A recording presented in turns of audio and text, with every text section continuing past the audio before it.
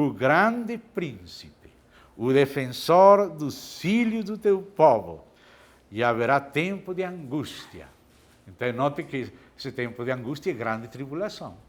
A luta de Miguel não é antes da tribulação, é durante a tribulação. E haverá tempo de angústia, qual nunca houve desde que houve nação até aquele tempo. Mas naquele tempo será salvo o teu povo, tudo aquele que for achado escrito no livro. Muitos dos que dormem no pó da terra ressuscitarão. Essa é a primeira ressurreição. Uns para a vida eterna, os da primeira, e outros, os da segunda, para a vergonha e horror eterno. Então, irmãos, assim como temos que ler Gênesis 3,15 para interpretar Apocalipse 12, do mesmo jeito temos que ler Daniel 11 e 12 para interpretar Apocalipse 12. Não interprete sem concordar com Gênesis e com Daniel, porque estão se referindo aos mesmos assuntos. Se você não tem em conta Gênesis e Daniel, pode interpretar errado Apocalipse 12. Então, seguimos lendo aí. Estamos em Apocalipse 12, 7. Houve peleja no céu. Miguel e seus anjos pelejaram contra o dragão. Também pelejaram o dragão e seus anjos. Você nota que a sequência que aparece em Daniel 12 é a mesma sequência que aparece em Apocalipse 12. Você viu? Primeiro aparece a mulher fugindo e depois Miguel brigando. E aqui também.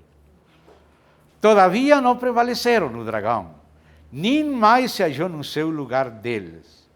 E foi expulso o grande dragão, a antiga serpente, que se chama Diabo e Satanás, o sedutor de todo mundo, sim, foi atirado para a terra, e com ele os seus anjos. Ontem lembramos a quinta trombeta, quando aquela estrela caiu e lhe foi dado a abrir o poço do abismo.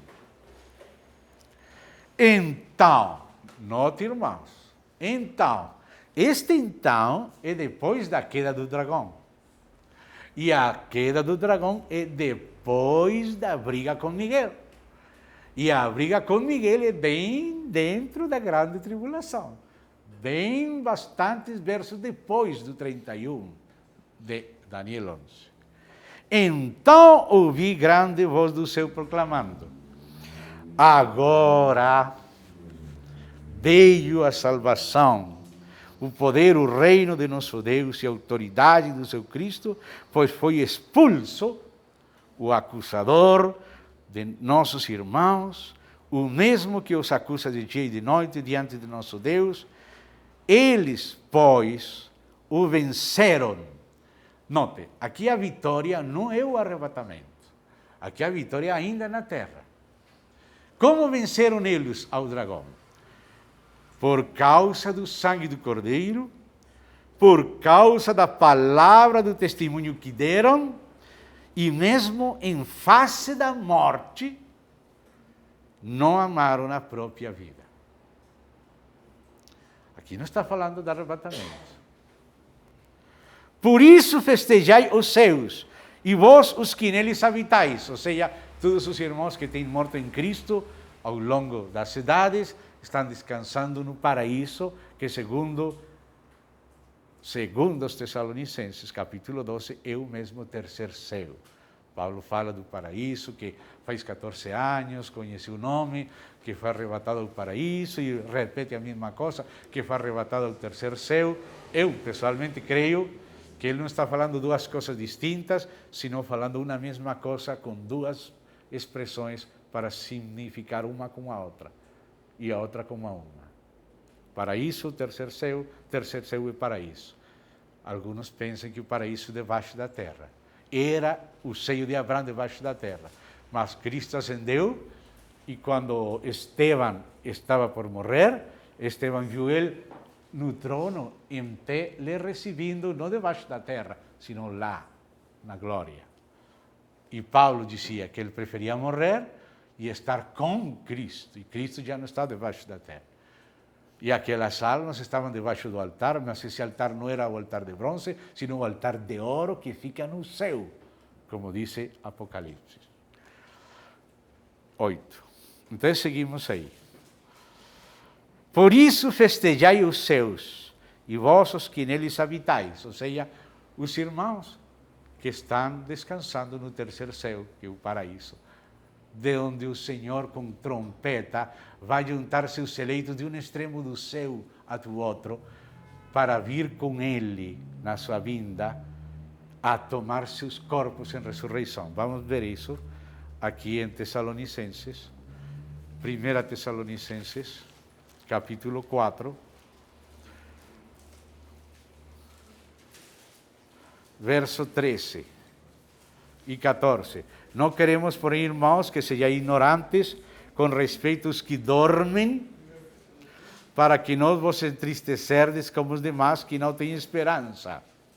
Pois se cremos que Jesus morreu e ressuscitou, assim também Deus, mediante Jesus, trará juntamente em sua companhia os que dormem. Ou seja, essa é a vinda de Cristo com todos os santos. Porque os santos estão descansando lá. E quando o Senhor venha, Ele vai reunir eles, os que dormem em Cristo, Ele vai reunir eles para trazer eles à terra. Mas eles, quando estão lá, ainda não têm corpos ressurretos. Então, Ele vai trazer eles, como diz aqui, então eles ressuscitarão primeiro, os que estão vivos serão transformados. Tudo isso num momento. Num momento, não 2 momentos nem 3. Num momento, num piscar de olhos, na final, não na primeira, nem antes da primeira, nem na terceira, na final, trombeta, que é a 7ª, então aí tomarei eles. Então, voltamos para Apocalipse 12.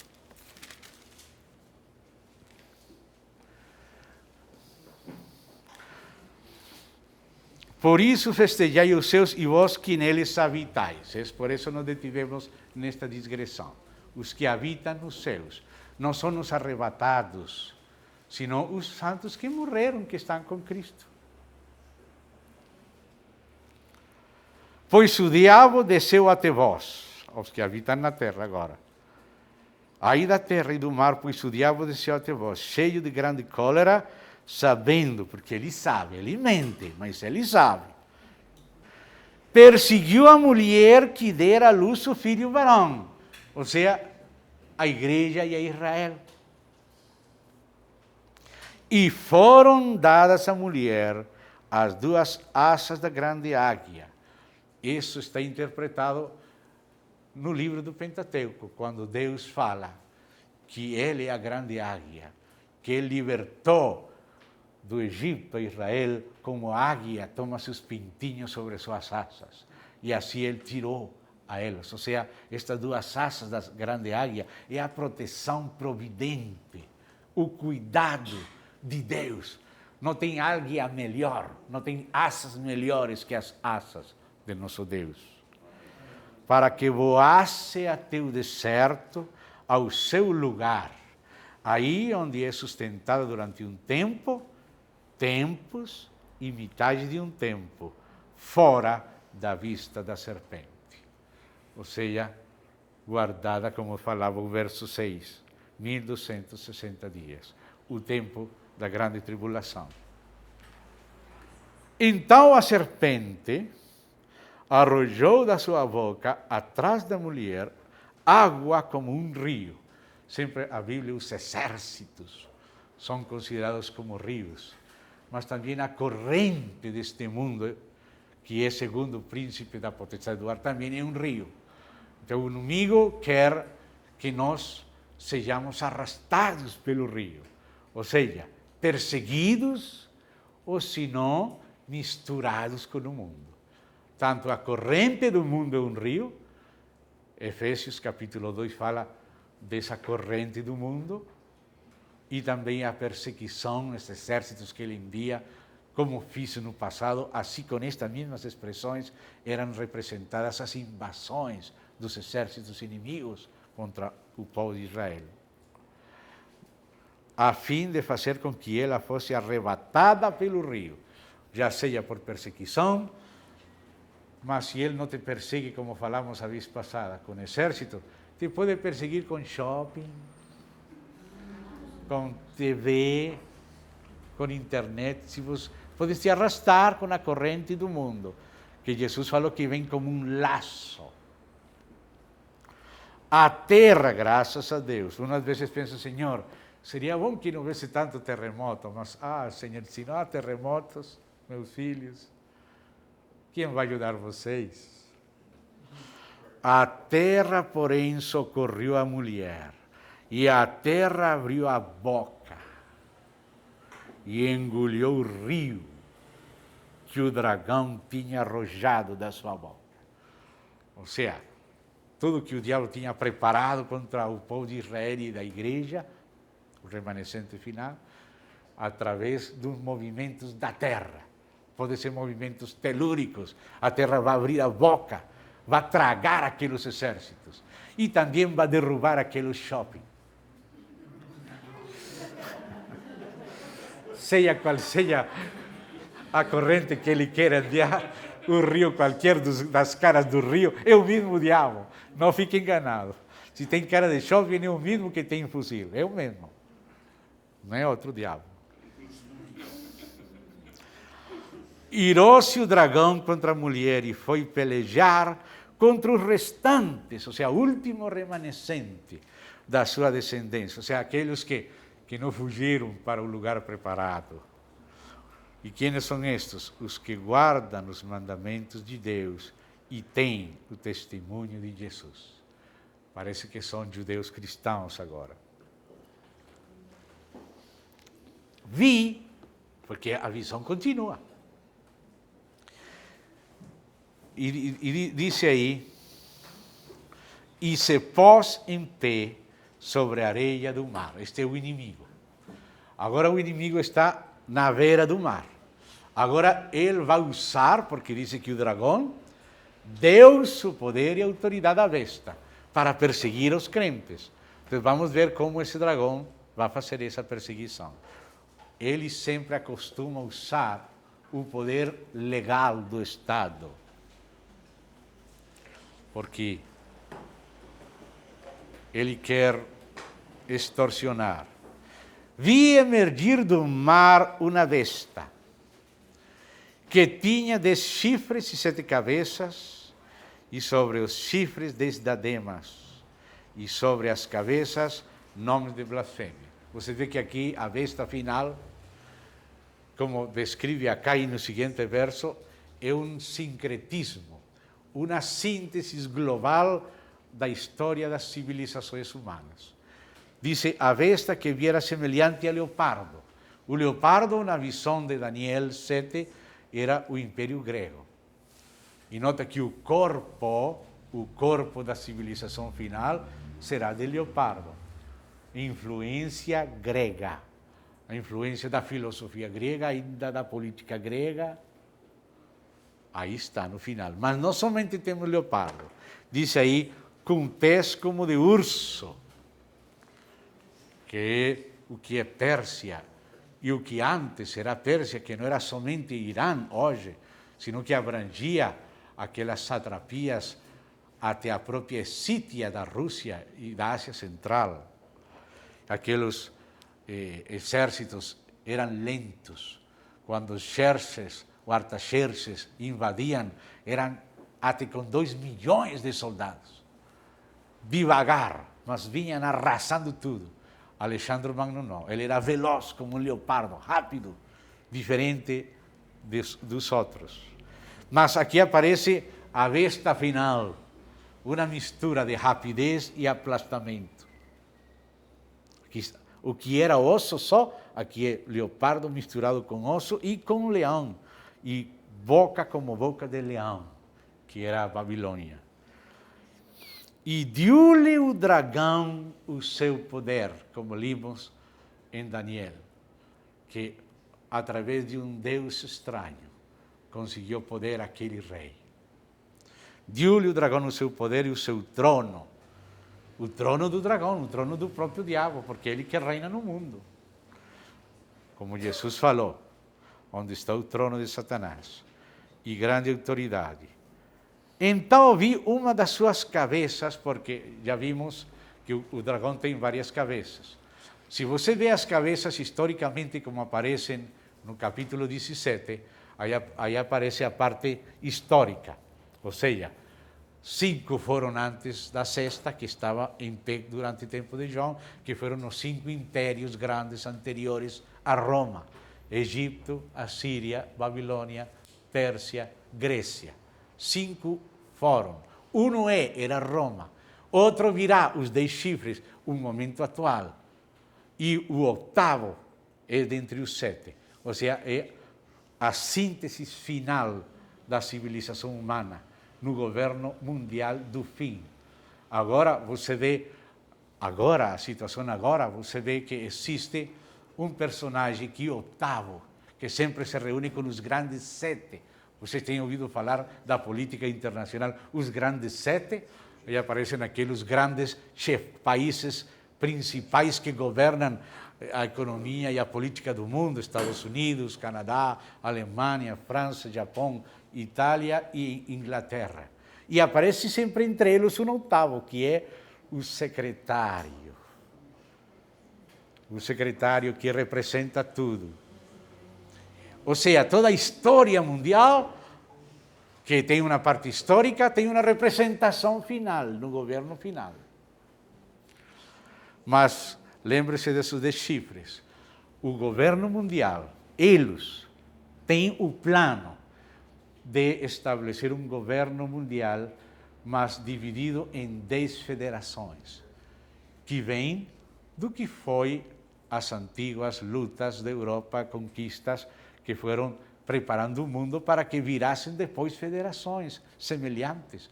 Países da América Latina vieram da Espanha e de Portugal, então eles formam um número dessa federação.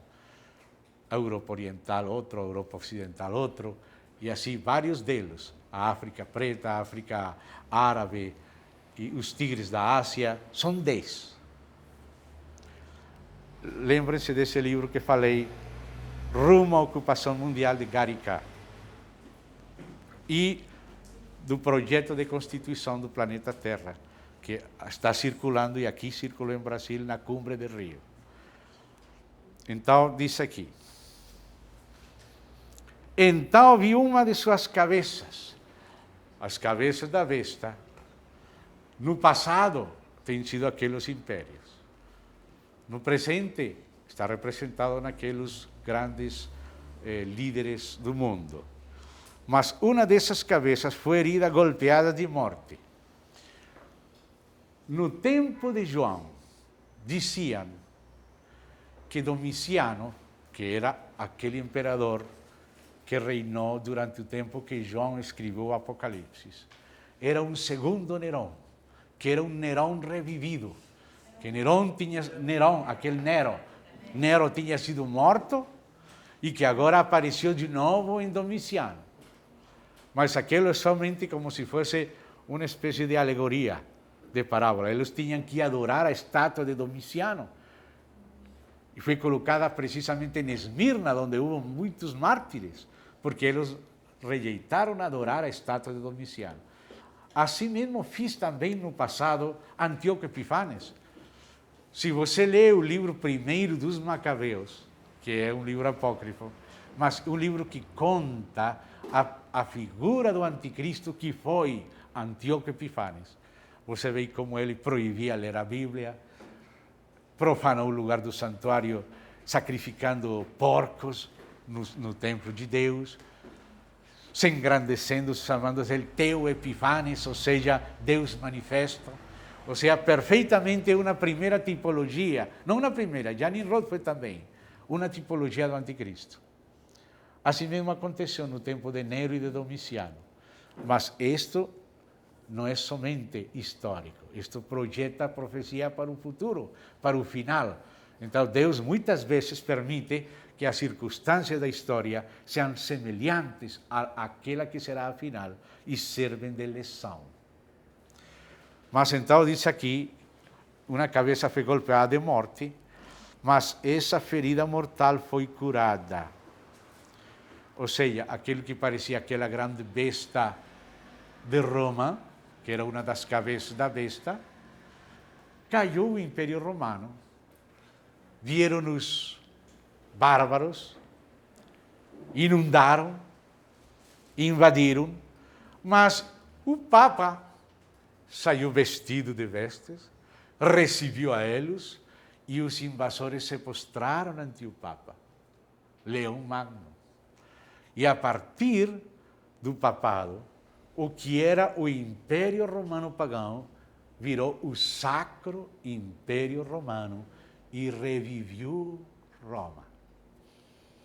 Então Roma continuou.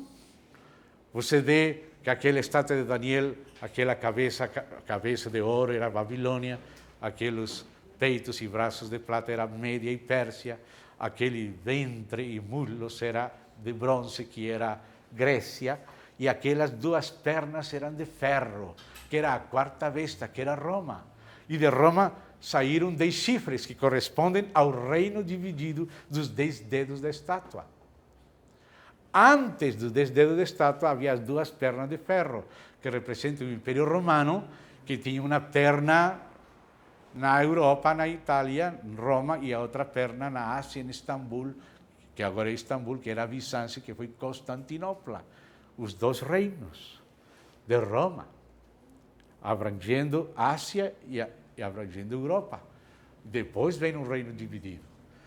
Então, aí você está vendo que Roma é uma dessas pernas e é uma das cabeças da besta, que teve uma queda e um reencauche, uma revivida.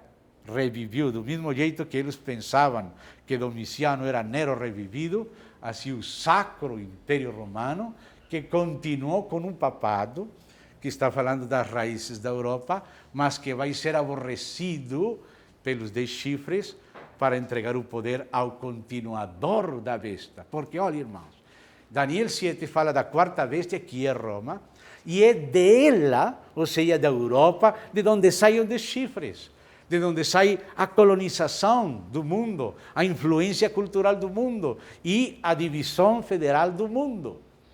E desses 10 chifres sai aquele chifre que é o anticristo. Ou seja, que é a mesma besta de Roma, que passa do César para o Papa, do Papa para as nações, das nações para as federações, das federações para o globalismo do anticristo. É a mesma besta. Aquele chifre blasfemo surge da quarta besta. Deus mostra para Daniel somente 4 bestas. E aquela quarta é a que tem 10 chifres, e aqueles chifres são os que derrubam a ramera, a meretriz, e entregam o poder ao chifre blasfemo, que é o anticristo. Então diz aqui, essa ferida mortal foi curada. Você vê agora a Europa renascendo. Se você conhece um pouco da política internacional ou da geopolítica da Comissão Trilateral, eles falam de Comissão Trilateral, quer dizer, eles estão equilibrando as economias do Ocidente, ou seja, Estados Unidos e Canadá, com as da Europa e com as da Ásia, especialmente o Japão e os tigres da Ásia, para colocar o ponto da balança na Europa. Esse é o propósito da Comissão Trilateral. Se você lê o próprio Gorbachev, a Perestroika, livro que ele escreveu, ele mesmo fala disso, do civilização planetária que tem que ter seu ponto de governo na Europa, o próprio Gorbachev. Esse é o plano deles. Esse é o plano deles. Então diz aqui, e adoraram o dragão porque deu a sua autoridade à besta. Também adoraram a besta. No verso 3 dizia, essa herida mortal foi curada e toda a terra se maravilhou seguindo a besta. Ou seja, o ressurgimento da Europa dividida, agora unida, preparando a bênção do anticristo. Não se esqueçam da Europa. E adoraram o dragão, porque deu essa autoridade à besta. Também adoraram a besta, dizendo, olhe como a gente vai adorar. A gente já quando está nesse mundo tão globalizado, essa interdependência econômica das nações, de tudo, eles vão dizer, mas quem vai poder viver sem um sistema? Ou seja, a gente vai se resignar à situação preparada pelo diabo. E diz, como vão adorar ao dragão? Diz, adoraram ao dragão porque deu a sua autoridade à besta, também adoraram a besta, dizendo, quais eram as palavras de adoração da gente? Quem é semelhante à besta? Quem pode pelejar contra ela? Pois o Senhor Jesus Cristo e seus filhos podem pelejar contra a besta. E é muito melhor